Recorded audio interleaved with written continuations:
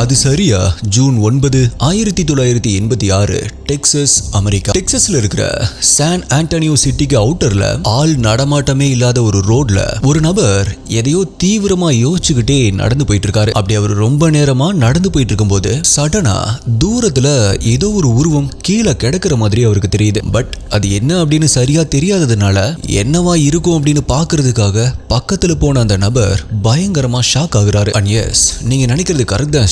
அங்க ஒரு பெண்ணுடைய இறந்த உடம்புல எந்த விதமான ட்ரெஸ்ஸுமே இல்லாம கிடக்கிறத பார்த்து ரொம்பவே அதிர்ச்சியான அந்த நபர் உடனடியா போலீஸ்க்கு கால் பண்ணி அதை இன்ஃபார்ம் பண்றாரு. ஆனா அதுல இருந்து கொஞ்ச நேரத்திலேயே சம்பவ இடத்துக்கு வந்த போலீஸ் கிரைம் சீனை செக்யூர் பண்ணிட்டு அந்த இறந்த உடல் கிடந்த இடத்தை சுத்தி ஏதாவது எவிடன்ஸ் கிடைக்குதா அப்படின்னு சர்ச் பண்ண ஆரம்பிக்கிறாங்க. பிகாஸ் போலீஸ் அங்க வந்து கிரைம் சீனை பார்த்த உடனே எந்த ஒரு சந்தேகமுமே இல்லாம அது ஒரு கொலைதான் அப்படிங்கிறதுக்கும், ஆனா அந்த பெண் வேற எங்கேயோ கொலை செய்யப்பட்டு உடலை மட்டும் இங்க கொண்டு வந்து டிஸ்போஸ் பண்ணிருக்காங்க அப்படிங்கறதும் பார்த்த உடனேயே தெளிவா புரிய ஆரம்பிக்குது. அப்பதான் ரொம்பவே வியர்டான ஒரு ஸ்ட்ரேஞ்சான விஷயத்தை போலீஸ் நோட் பண்றாங்க. அதாவது அந்த பெண்ணுடைய இறந்த உடலுடைய பக்கத்துல அந்த பெண் கடைசியா வியர் பண்ணியிருந்த ட்ரெஸ்ஸை நீட்டா சுருட்டி வைக்கப்பட்டிருக்கு. இதுல என்ன இருக்கு ப்ரோ அப்படின்னு நீங்க யோசிக்கலாம். பட் விஷயம் என்ன அப்படின்னா, அந்த ட்ரெஸ்ஸை கில்லர் தூக்கி போட்டுட்டு போகல, இல்ல மடிச்சு வச்சுட்டும் போகல. பட் அந்த ட்ரெஸ்ஸை அந்த கில்லர் சுருட்டி வச்சுட்டு போயிருந்தான். ஆனா அந்த ட்ரெஸ்ஸை சுருட்டி வச்சிருந்த விதம் தான் போலீஸ்க்கு ரொம்பவே கன்ஃபியூசிங்கா இருந்துச்சு. பிகாஸ் இந்த மாதிரி சுருட்டி வைக்கிறத மிலிட்டரி டைப் ஃபோல்டிங் அப்படின்னு சொல்லுவாங்க. அதாவது மோஸ்ட்லி மிலிட்டரியில் இருக்கிறவங்க தான் இந்த மாதிரியான டைப்ல ட்ரெஸ்ஸை ஃபோல்ட் பண்ணுவாங்க. ஸோ இப்போ எந்த ஒரு க்ளூவுமே அங்க கிடைக்கல அப்படின்னு நினைச்சிட்டு இருந்த போலீஸ்க்கு இதுவே அவங்களுடைய இன்வெஸ்டிகேஷன் ஆரம்பிக்கிறதுக்கு ஒரு ஆரம்ப புள்ளியா இருந்துச்சு. அப்படி அந்த பொண்ணுடைய உடல் அட்டாப்சிக்கு அனுப்பிட்டு அவங்களுடைய இன்வெஸ்டிகேஷனை ஸ்டார்ட் பண்றாங்க. பட் அப்ப அவங்களுக்கு தெரியாது, அடுத்த 2 வருஷத்துக்கு இந்த கேஸ் அவங்களுக்கு ஒரு மிகப்பெரிய தலைவலியா மாறப்போகுது அப்படிங்கிறதும், அதுக்கப்புறமா ஒரு சின்ன விஷயத்தால சிம்பிளா இந்த கேஸ் முடிய போகுது அப்படிங்கிறதும். அப்படியான ஒரு ட்விஸ்டட் கேஸை பத்தி தான் இன்னைக்கு வீடியோல நம்ம டீகோட் பண்ண போறோம். நீங்க பார்த்துட்டு இருக்கிறது சரவணன் டீகோட்ஸ். நான் உங்கள் சரவணன். வாங்க இன்னைக்கு வீடியோக்குள்ள போலாம்.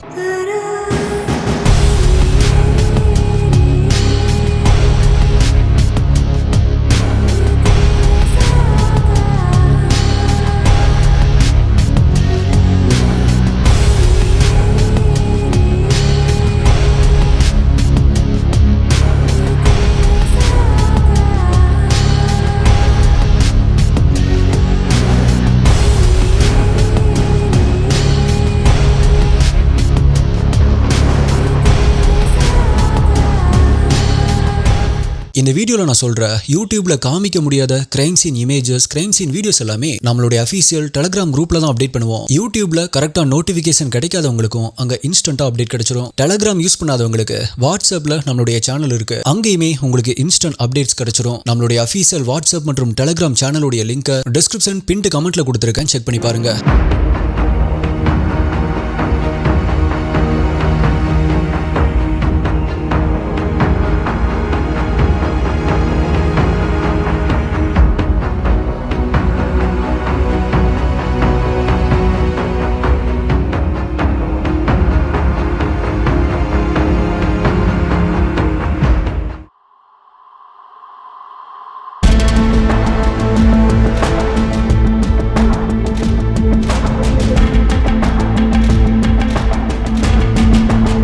இன்வெஸ்டிகேஷன் ஆரம்பிச்ச போலீஸ் கொஞ்ச நேரத்திலேயே அந்த இறந்து போன பெண் சான் ஆண்டோனியோல இருக்கிற டெக்சஸ் ஹெல்த் சயின்ஸ் சென்டர்ல நர்ஸா வேலை பார்த்துட்டு இருந்த கேத்தலின் லிப்ஸ்காம் அப்படிங்கறத கண்டுபிடிக்கிறாங்க. சோ இப்ப விக்டிம் யாரு அப்படின்னு தெரிஞ்சதால கில்லர் யாரு, மோட்டிவ் என்ன அப்படின்னு விசாரிக்க ஆரம்பிச்ச போலீஸ் விக்டிமுடைய ஃபேமிலி மெம்பர்ஸ் தான் முதல்ல விசாரணை வளையத்துக்குள்ள கொண்டு வராங்க. அதுல கேத்தலினை பத்தி பல விஷயங்கள் தெரிய ஆரம்பிக்குது. கேத்தலின் லிப்ஸ்காம் 30 வயதான இவங்க அவங்க ஹஸ்பண்டான பில் லிப்ஸ்காம் மற்றும் 2 குழந்தைகள் கூட ரொம்பவே சந்தோஷமா சான் ஆண்டோனியோல இருக்கிற ஒரு வீட்ல தான் வாழ்ந்துட்டு வந்தாங்க. கேத்தலின் பத்தி சொல்லணும் அப்படின்னா ரொம்பவே பாசமான, ஃபேமிலி மேல உயிரையே வச்சிருக்கக்கூடிய ஒரு பர்சன். அண்ட் யாரு மனசையும் கஷ்டப்படுத்திட கூடாது அப்படின்னு யோசிக்கிறவங்க. இப்படி சந்தோஷமா போயிட்டு இருந்த கேத்தலினுடைய திருமண வாழ்க்கையில கொஞ்சம் கொஞ்சமா விரிசல் விழ ஆரம்பிக்குது.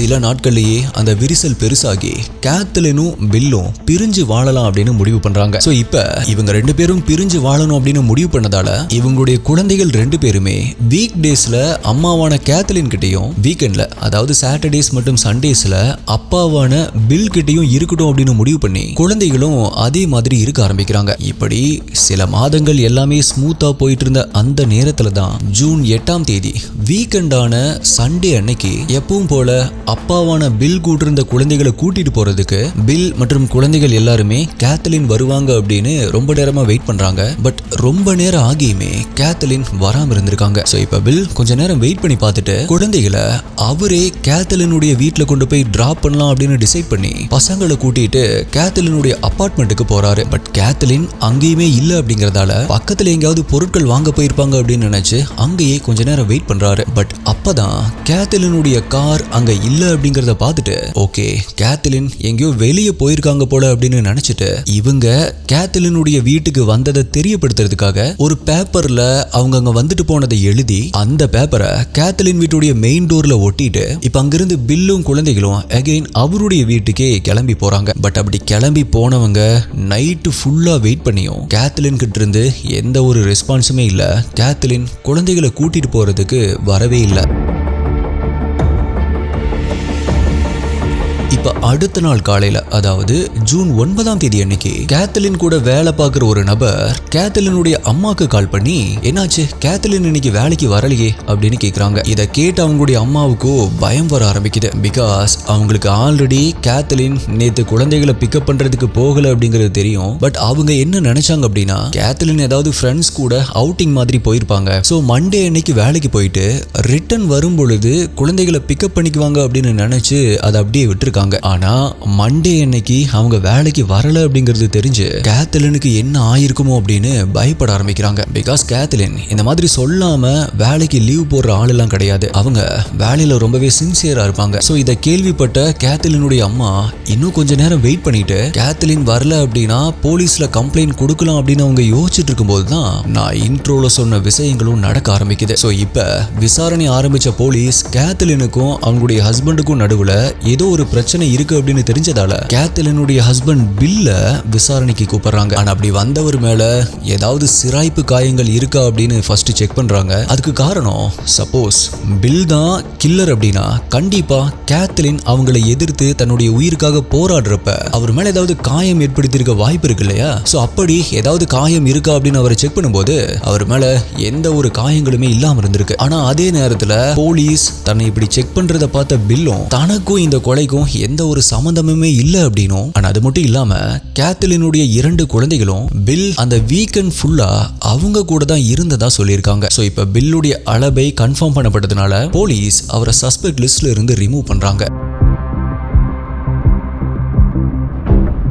அதே நேரத்துல கேத்லினுடைய உடலை அட்டாப்சி பண்ண டாக்டர்ஸ் அவங்க கழுத்து நெரிக்கப்பட்டு மூச்சு திணறி தான் இறந்து போயிருக்காங்க அப்படிங்கறத கண்டுபிடிக்கிறாங்க. அது மட்டும் இல்லாம அவங்களுடைய வயிற்றுல செரிமானமாகாத சில உணவு பொருட்களும் இருந்திருக்கு. சோ இதை வச்சு பார்க்கும் பொழுது அவங்க சாகிறதுக்கு கொஞ்ச நேரத்துக்கு முன்னாடி தான் சாப்பாடு எடுத்திருக்காங்க அப்படிங்கறதும் தெரிய வருது. ஆல்சோ கேத்லினுடைய கால்களை செக் பண்ண டாக்டர்ஸ் எறும்பு கடிச்ச மாதிரி வீக்கம் இருக்கிறத பாக்குறாங்க. பொதுவாவே எறும்புகள் பகல் நேரத்துல தான் ரொம்பவே ஆக்டிவா இருக்கும். சோ இது ரெண்டையும் வச்சு பார்க்கும் பொழுது சண்டே நைட்டு டின்னருக்கு அப்புறமா தான் கேத்லின் கொலை செய்யப்பட்டு அடுத்த நாள் காலையில அதாவது விடியறதுக்கு முன்னாடி தான் அவங்களுடைய உடல் சிட்டிக்கு அவுட்டர்ல டிஸ்போஸ் பண்ணப்பட்டிருக்கணும் அப்படின்னு ரிப்போர்ட் கொடுக்கறாங்க. ஆனா அது மட்டும் இல்ல கேத்லின் இறந்து போறதுக்கு 24 மணி நேரத்துக்கு முன்னாடி அவங்க யார் கூடவோ இன்டிமேட்டா இருந்திருக்காங்க அப்படிங்கறதையும் டாக்டர்ஸ் போலீஸ் கிட்ட சொல்றாங்க. சோ இப்படி கேத்லின் பிசிக்கல் ரிலேஷன்ஷிப்ல இருந்திருக்காங்க அப்படிங்கறத வச்சு பார்க்கும்போது அது டெஃபினட்டா ஹஸ்பண்ட் பில்லா இருக்கிறதுக்கு வாய்ப்பு இல்ல. பிகாஸ் அதுக்கான காரணம் உங்களுக்கே புரியும் அப்படின்னு நினைக்கிறேன். சோ கேத்லின் வேற யார் கூடயாவது ரிலேஷன்ஷிப்ல இருந்தாங்களா அப்படின்னு போலீஸ் இன்வெஸ்டிகேஷன் பண்ணும்போது தான் அவங்க கூட ஒர்க் பண்ணிட்டு இருந்த டாக்டர் டேவிட் பேர்ல் கூட சில நாட்களா ரிலேஷன்ஷிப்ல இருந்திருக்காங்க அப்படிங்கிறது தெரிய வருது.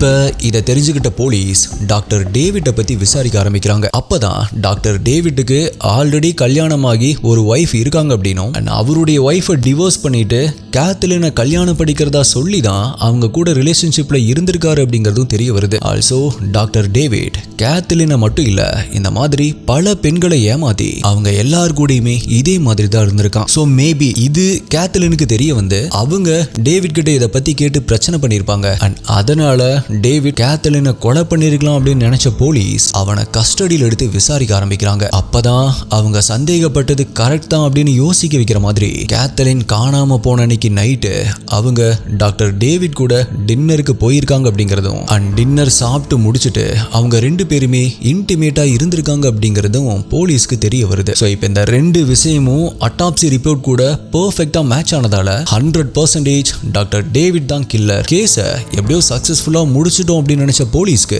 அன்பார்ச்சுனேட்லி டாக்டர் டேவிட் தான் கில்லர் அப்படின்னு ப்ரூவ் பண்ண எந்த ஒரு எவிடன்ஸுமே கிடைக்கல. எப்படி கிடைக்கும் எஸ்டிஐ? டாக்டர் டேவிட் கில்லரா இருந்தா தானே எவிடன்ஸ் கிடைக்கும். பட் அவர் தான் கில்லரே இல்லையே. என்ன ப்ரோ சொல்றீங்க? அட்டாப்சி ரிப்போர்ட்ல இருந்த டீடைல்ஸும் டாக்டர் டேவிட் சொன்னதும் பெர்ஃபெக்ட்டா மேட்ச் ஆச்சு அப்படின்னு கேட்டீங்கன்னா எஸ், மேட்ச் ஆனது என்னமோ உண்மைதான் எஸ்டிஐ. பட் அன்னைக்கு நைட்டு கேத்லினும் டாக்டர் டேவிட்டும் இன்டிமேட்டா இருந்ததுக்கு அப்புறமா ஏதோ அர்ஜென்ட்டான ஒரு வேலை இருக்கு அப்படின்னு சொல்லிட்டு கேத்லின் அவசரமா அங்கிருந்து கிளம்பி போயிருக்காங்க. ஸோ இப்போ கேத்லினுடைய எக்ஸ் ஹஸ்பண்டான பில்லும் கில்லர் கிடையாது, கேத்லினுடைய பாய் ஃப்ரெண்டான டாக்டர் டேவிட்டும் கில்லர் கிடையாது. அப்படிங்கிறப்ப அடுத்தது என்ன பண்றது, யாரை விசாரிக்கிறது அப்படின்னு தெரியாம குழம்பி போயிருந்த போலீஸ்க்கு கேத்லினுக்கு சம்பந்தப்பட்ட இன்னொரு நபர் மேல சந்தேகம் வருது. அன்னது வேற யாரும் இல்ல, கேத்லின் கூட நர்ஸா வேலை பார்த்துட்டு இருந்த வின்சென்ட் அப்படிங்கிற நபர் தான். இவர் மேல போலீஸ் சந்தேகப்பட்டதுக்கு காரணம் வின்சென்ட் கேத்லின் கூட ஒர்க் பண்ற நபர் மட்டும் இல்ல, அவங்க ரெண்டு பேருமே ஒரே அபார்ட்மெண்ட்ல தான் வாழ்ந்துட்டு இருந்திருக்காங்க. இன்னொரு விஷயம் என்ன அப்படின்னா, கேத்லின் காணாம போன அந்த நாள்ல இருந்து வின்சென்ட் வேலைக்கும் போகல, லீவும் இன்ஃபார்ம் பண்ணல. சரி ஓகே, வின்சென்ட் கிட்ட விசாரிக்கலாம் அப்படின்னு அவரை தேடும் போதுதான் வின்சென்ட் ஆல்ரெடி ஊரை விட்டே போயிட்டார் அப்படிங்கறதும், ஆனா அப்படி போகும் பொழுது அவருடைய பேச்செக்க கூட வாங்கிட்டு போகல அப்படிங்கறதும் தெரிய வருது. பேச்செக் வேலை செஞ்ச சம்பளத்தை கூட வாங்காம போற அளவுக்கு என்ன அவசரம்? சோ சம்திங் ராங் அப்படின்னு சந்தேகப்பட்ட போலீஸ் வின்சென்ட வலை வீசி தேட ஆரம்பிக்கிறாங்க. அண்ட் இப்படி இன்வெஸ்டிகேஷன்ல ஒவ்வொரு லீடுமே முட்டு சந்தில போய் நின்றுட்டு இருந்த அந்த நேரத்துல தான் கேத்லின் இறந்து ஒரு வாரம் கழிச்சு அவங்களுடைய கார் அவங்க அபார்ட்மெண்ட்டுக்கு கொஞ்சம் தூரம் தள்ளி இருக்கிற ஒரு ரெஸ்டாரண்ட்டுடைய பார்க்கிங் லாட்ல இருந்து கண்டுபிடிக்கப்படுது. ஓகே, இந்த கார்ல ஏதாவது எவிடன்ஸ் கிடைக்கும் அப்படின்னு ரொம்பவே ஆர்வமா அங்க போய் சர்ச் பண்ண ஃபாரன்சிக் டீமுக்கும் வெறும் ஏமாற்றம் மட்டும் தான் காத்திருந்துச்சு. ஆமா எஸ்டிஐ, அந்த காரை கம்ப்ளீட்டா செக் பண்ணியும் ஃபிங்கர் பிரிண்ட்ஸ், ஹேர் அப்படின்னு எந்த ஒரு எவிடன்ஸுமே ஃபாரன்சிக் டீமுக்கு கிடைக்கல. பட் மனம் தளராத ஃபாரன்சிக் டீம் திரும்பவும் ஒரு தடவை அவங்க கிட்ட இருக்கிற கேத்லினுடைய பொருட்கள் இருந்து ஏதாவது ஒரு சின்ன எவிடன்ஸாவது கிடைக்குமா அப்படின்னு சர்ச் பண்ணி பாக்குறாங்க. பட் அப்பதான் அவங்க மிஸ் பண்ண ஒரு முக்கியமான எவிடன்ஸை கேத்லினுடைய ட்ரெஸ்ஸில் இருந்து கண்டுபிடிக்கிறாங்க.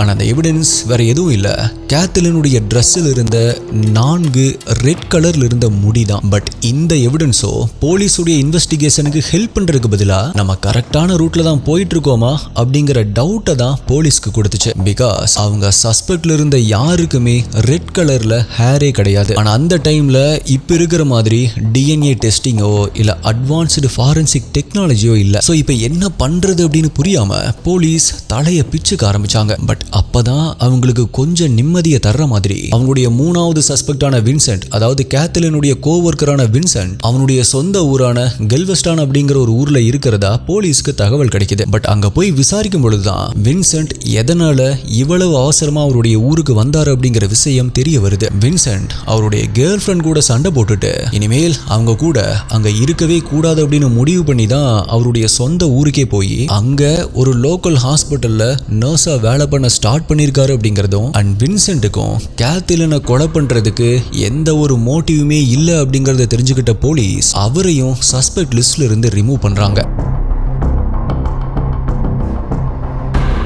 ஸோ இப்போ போலீஸ் இவ்வளோ நாட்களா அவங்க கண்டுபிடிச்சு வச்சிருந்த அவங்களுடைய சஸ்பெக்ட் லிஸ்ட்ல இருந்த 3 பேருமே, அதாவது எக்ஸ் ஹஸ்பண்டான பில், பாய் ஃப்ரெண்டான டாக்டர் டேவிட் அண்ட் கேத்தலினுடைய கோ ஒர்க்கரான வின்சென்ட், இவங்க 3 பேருமே கில்லர் இல்ல அப்படிங்கிறப்ப நம்ம எந்த எவிடன்ஸை தவற விட்டோம், எங்க தப்பு நடந்திருக்கு அப்படின்னு போலீஸ் ரொம்பவே சீரியஸா இன்வெஸ்டிகேஷன் பண்ணிட்டு இருந்தப்பதான் கேத்தலினுடைய நெய்பர் ஒருத்தங்க கேத்தலினுடைய இறந்த உடல் கண்டுபிடிக்கப்பட்டுச்சு இல்லையா, அன்றைய நாள் சந்தேகப்படுற மாதிரி யாரோ ஒரு லேடி கேத்தலினுடைய வீட்டில இருந்து வெளியே வர்றத தான் பார்த்ததா சொல்லியிருக்காங்க. ஆனா அந்த நெய்பர் கிட்ட அந்த லேடியை பத்தி போலீஸ் வேற ஏதாவது ஒரு அடையாளம் சொல்ல முடியுமா அப்படின்னு கேட்டதுக்கு அந்த லேடியுடைய முடி ரெட் கலர்ல இருந்ததா அந்த நெய்பர் சொல்லியிருக்காங்க. ஸோ இப்போ ஆல்ரெடி கேத்தலினுடைய ட்ரெஸ்லையும் ரெட் கலர்ல ஹேர் இருந்ததுனால மேபி அந்த லேடி தான் கில்லரா இருக்குமோ அப்படின்னு போலீஸ் சந்தேகப்படுறாங்க. பட் ஃபர்தரா இன்வெஸ்டிகேஷன் பண்ணதுல அந்த லேடியை பத்தி வேற எந்த ஒரு இன்ஃபர்மேஷனுமே கிடைக்காம போகுது. இப்படியே 2 வருடங்களுக்கு மேல ஆகியுமே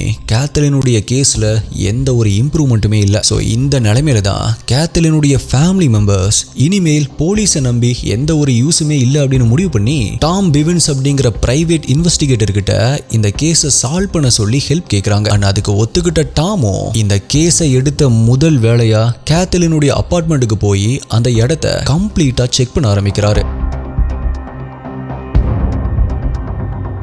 அப்படி அவர் செக் பண்ணும் பொழுது அவங்களுடைய டிராயர்ல இருந்த பொருட்களுக்கு நடுவுல ஒரு டைரியை கண்டுபிடிக்கிறாரு. அந்த டைரி எடுத்து அதை ஓபன் பண்ண அவருக்கு ஒரு முக்கியமான விஷயம் கண்ணுல பட ஆரம்பிக்குது. அது என்ன அப்படின்னா, பில்லுக்கு நிறைய கால்ஸ் வந்துட்டே இருக்கு. அடிக்கடி நைட் டைம்ல வெளியில போறாரு. அவர்கிட்ட WAPS டெஸ்டுக்கான எல்லா கொஸ்டின்ஸுமே இருக்கு அப்படின்னு கேத்தலின் அவங்களுடைய டைரியில எழுதி வச்சிருக்காங்க. ஆக்சுவலா இந்த WAPS டெஸ்ட் அப்படிங்கிறது ஏர்ஃபோர்ஸ்ல இருக்கிற ஆபீசர்ஸ் ப்ரொமோஷனுக்காக எழுதுற ஒரு எக்ஸாம். பட் இந்த எக்ஸாம் கொஸ்டின்ஸை ஏன் கேத்தலினுடைய ஹஸ்பண்டான பில் வச்சிருந்தாரு அப்படின்னு உங்களுக்கு ஒரு டவுட் வந்திருக்கும் இல்லையா. ஆக்சுவலா பில் US ஏர்ஃபோர்ஸ்ல சர்ஜென்ட்டா இருக்காரு. ஆனா அந்த எக்ஸாமுக்கு வரப்போற கொஸ்டின்ஸ் எல்லாமே முன்னாடியே இவர் வச்சிருக்காரு. இதுல இருந்து பில் எக்ஸாம்ல சீட் பண்ணிருக்காரு அப்படிங்கறதும் அண்ட் கேத்தலினுக்கு அவர் சீட் பண்ண விஷயம் தெரிஞ்சிருக்கு அப்படிங்கறதும் இப்ப இந்த டைரியை பார்த்துட்டு இருக்கிற பிரைவேட் இன்வெஸ்டிகேட்டரான டாம் ரியலைஸ் பண்றாரு. அது மட்டும் இல்ல, கேத்தலின் இறந்து போறதுக்கு சரியா 7 மாசத்துக்கு முன்னாடி பில் கேத்தலினுடைய லைஃப் இன்சூரன்ஸ் அமௌண்ட்டை $3,15,000 இன்க்ரீஸ் பண்ணியிருக்காரு. ஸோ இந்த 2 விஷயங்களும் பில் தான் கேத்தலினை கொலை பண்றதுக்கு காரணமா அமைஞ்சிருக்கலாம் அப்படின்னு யோசிச்ச டாம் இந்த ஆங்கிள்லயே இந்த கேஸை ஃபர்தரா இன்வெஸ்டிகேட் பண்ண ஆரம்பிக்கிறாரு. அப்பதான் அவருடைய டவுட் 100% கரெக்ட் தான் அப்படின்னு ப்ரூவ் பண்ற மாதிரி ஒரு ஷாக்கிங்கான விஷயம் அவருக்கு தெரிய வருது. அதாவது கேத்தலினுடைய பொண்ணு அவங்க பாட்டி கிட்ட ஒரு முக்கியமான விஷயத்த சொல்ல ஆரம்பிக்கிறாங்க. அப்படி அந்த சின்ன பொண்ணு என்ன சொல்லியிருக்கா அப்படின்னா, எங்க அப்பா தான் எங்க அம்மாவை கொலை பண்ணியிருக்கணும். பிகாஸ் அம்மா கொலை செய்யப்பட்ட அன்னைக்கு நைட்டு நாங்க எங்க அப்பா கூட இல்ல, அவருடைய பெஸ்ட் ஃப்ரெண்டான டோனி கூட தான் டின்னருக்கு போயிருந்தோம். பட் போலீஸ் கேட்கும் பொழுது அப்பா அவர் எங்க கூட தான் இருந்தாரு அப்படின்னு பொய் சொல்ல சொன்னாரு. அது மட்டும் இல்ல, டின்னர் முடிச்சுட்டு வீட்டுக்கு வந்து நாங்க தூங்குனதுக்கு அப்புறமா எங்க அப்பா அவருடைய காரை எடுத்துட்டு எங்கேயோ போனாரு அப்படின்னு சொல்லியிருக்காங்க. ஸோ இதை தெரிஞ்சுக்கிட்ட போலீஸ் பில்லுடைய பெஸ்ட் ஃப்ரெண்டான டோனி மற்றும் பில்லை அரெஸ்ட் பண்ணி அவங்கள கஸ்டடியில் எடுத்து விசாரிக்க ஆரம்பிக்கிறாங்க. அப்பதான் அன்னைக்கு நைட்டு உண்மையாவே என்ன நடந்துச்சு அப்படிங்கிற விஷயங்களை அவங்க கன்ஃபஸ் பண்ண ஆரம்பிக்கிறாங்க. அப்படி பில் கன்ஃபஸ் பண்ண விஷயங்கள் இதுதான். பில்லுக்கும் கேத்தலினுக்கும் திருமணமான சில வருடங்கள்லேயே பில்லுக்கு வேற ஒரு பொண்ணு கூட தொடர்பு ஏற்பட்டிருக்கு. அண்ட் இது கேத்தலினுக்கு தெரிய வந்தப்ப அது பிரச்சனையா மாறி 2 பேருமே பிரிஞ்சு வாழலாம் அப்படின்னு முடிவு பண்ணியிருக்காங்க. அப்படி டிவோர்ஸ் டைம்ல பில் குழந்தைகளுடைய கஸ்டடி தனக்கு தான் வேணும் அப்படின்னு பிரச்சனை பண்ணியிருக்கான். ஆனா கேத்தலினோ தனக்கு தான் குழந்தைகளுடைய கஸ்டடி வேணும் அப்படின்னு சொல்லியிருக்காங்க. அது மட்டும் இல்ல, இதை விட்டு தர்றதுக்கு அவங்க ரெடியாவே இல்லை. அதனால அவங்க என்ன பண்றாங்க அப்படின்னா, ஒழுங்கா குழந்தைகளை என்னுடைய கஸ்டடியில விட்டுரு, இல்ல அப்படின்னா மிலிட்டரி எக்ஸாம்ல நீ சீட் பண்ணதை வெளியில சொல்லிடுவேன் அப்படின்னு மிரட்டி குழந்தைகள் தன்னுடைய கஸ்டடியில தான் இருக்கணும் அப்படின்னு பில் போட்ட கேஸை வாபஸ் வாங்க வச்சிருக்காங்க. இதனால கோவத்துடைய உச்சிக்கே போன பில் தான் மிலிட்டரி எக்ஸாம்ல சீட் பண்ணதை என்னைக்கா இருந்தாலுமே கேத்தலின் வெளியே சொல்லிடுவா அப்படிங்கிற பயத்துல அவளை ஒரே அடியா இந்த உலகத்தை விட்டு அனுப்பணும் அப்படின்னு முடிவு பண்ணி அதுக்கான சரியான நேரத்துக்காக வெயிட் பண்ண ஆரம்பிக்கிறான். அப்பதான் சம்பவம் நடந்த அன்னைக்கு, அதாவது ஜூன் 8ஆம் தேதி அன்னைக்கு நைட்டு அவனுடைய 2 குழந்தைகள் குழந்தைகளையும் அவனுடைய பெஸ்ட் ஃப்ரெண்டான டோனிய டின்னருக்கு வெளியில கூட்டிட்டு போக சொல்லிட்டு கேத்தலினுக்கு கால் பண்ண பில் வழக்கத்திற்கு மாறா எப்பவும் வர டைமுக்கு முன்னாடியே இப்பவே வந்து குழந்தைகளை கூட்டிட்டு போ அப்படின்னு சொல்றான். ஆனா அதுல இருந்து கொஞ்ச நேரத்திலேயே அவனுடைய சூழ்ச்சியை பத்தி தெரியாத கேத்தலினும் தன்னுடைய குழந்தைகளை பிக்கப் பண்றதுக்காக பில்லுடைய வீட்டுக்கு போயிருக்காங்க. பட் அப்படி போனவங்களுக்கு அங்க குழந்தைகள் இல்ல அப்படின்னு தெரிஞ்ச உடனே பில் கிட்ட சண்டை போட ஆரம்பிச்சிருக்காங்க. ஒரு கட்டத்துல அந்த சண்டை முத்தி போய் கோபமான பில் கேத்தலினுடைய கழுத்தை நெரிக்க ஆரம்பிச்சிருக்கான். அதுல மூச்சு விட முடியாம திணற ஆரம்பிச்ச கேத்தலின் அவனுடைய பிடியிலிருந்து தப்பிக்க முடியாம அங்கேயே துடிச்சு இறந்து போயிருக்காங்க. ஒன்ஸ் அவங்க இறந்துட்டாங்க அப்படின்னு கன்ஃபார்ம் ஆன உடனே இப்ப என்ன பண்றது அப்படின்னு யோசிச்ச பில் கேத்தலினுடைய இறந்த உடலை அங்கிருந்த ஒரு மரப்பெட்டியில வச்சு லாக் பண்ணியிருக்கான். ஆனா அதே நேரத்துல வெளியில டின்னருக்கு போயிருந்த அவங்களுடைய பசங்க வந்து தூங்குற வரைக்குமே வெயிட் பண்ணி ஒன்ஸ் மிட் நைட் ஆன உடனே அவனுடைய பெஸ்ட் ஃப்ரெண்டான டோனி கிட்ட கேத்தலினுடைய இறந்த உடலை டிஸ்போஸ் பண்றதுக்கு ஹெல்ப் கேட்டிருக்கான். அண்ட் பில் சொன்ன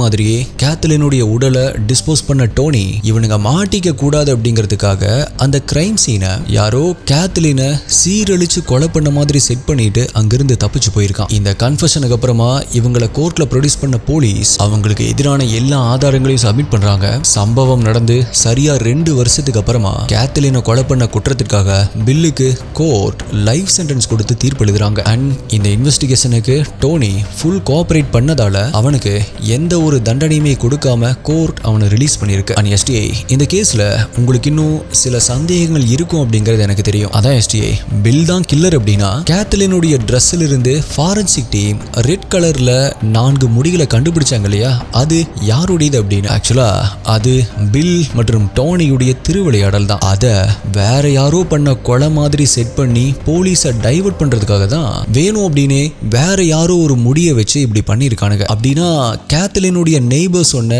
ரெட் கலர்ல முடி வச்சிருந்த அந்த லேடி யாரு ப்ரோ அப்படின்னு கேட்டீங்கன்னா அது கேத்தலின் கூட வேலை பார்த்த ஒரு லேடி. கேத்தலின் மண்டே அன்னைக்கு வேலைக்கு வரல அப்படிங்கறதால அவங்களுக்கு என்னாச்சு அப்படின்னு செக் பண்றதுக்காக தான் அவங்க அங்க வந்திருக்காங்க. அது மட்டும் இல்ல எஸ்டிஐ கேஸுடைய ஆரம்பத்திலேயே கிரைம் சீன்ல கேத்தலினுடைய ட்ரெஸ் மிலிட்டரி ஸ்டைல்ல சுருட்டி வைக்கப்பட்டிருக்கும் அப்படின்னு சொல்லியிருப்பேன். ஆக்சுவலா போலீஸும் அதை வச்சுதான் பில்ல முதல் சஸ்பெக்டா விசாரிச்சிருப்பாங்க. ஆனா பில் அன்னைக்கு முழுவதுமே எங்க கூட தான் இருந்தாரு அப்படின்னு பில்லுடைய குழந்தைகள் சொன்னதால போலீஸ் அவனை சஸ்பெக்ட் லிஸ்ட்ல இருந்து ரிமூவ் பண்ணிருப்பாங்க. ஒருவேளை அந்த குழந்தைகள் 2 வருஷம் கழிச்சு தன்னுடைய பாட்டி கிட்ட சொன்ன விஷயத்தை அன்னைக்கே சொல்லியிருந்தாங்க அப்படின்னா கேஸ் ரொம்பவே சிம்பிளா அன்னைக்கே முடிஞ்சிருக்கும். So my dear STI HD investigators, நீங்க இந்த கேஸை பத்தி என்ன நினைக்கிறீங்க? உங்களுடைய கருத்துக்களை மறக்காம கீழே கமெண்ட் பண்ணுங்க. வீடியோவை லைக் பண்ணாம பார்த்துட்டு இருந்தீங்க அப்படின்னா இப்பவே ஒரு லைக் கொடுத்துருங்க. பிகாஸ் உங்களுடைய அந்த ஒரு சின்ன லைக் தான் எனக்கு ஒரு மோட்டிவேஷனா இருக்கும். ஆனா அடுத்தது என்ன கேஸ் வேணும், என்ன டாபிக்ல வீடியோ வேணும் அப்படிங்கறத கீழே கமெண்ட் பண்ணுங்க. உங்களுடைய பெஸ்டான கமெண்ட் அடுத்த வீடியோல வரும். வேற ஒரு வீடியோல மீட் பண்றேன். நன்றி, பாய்.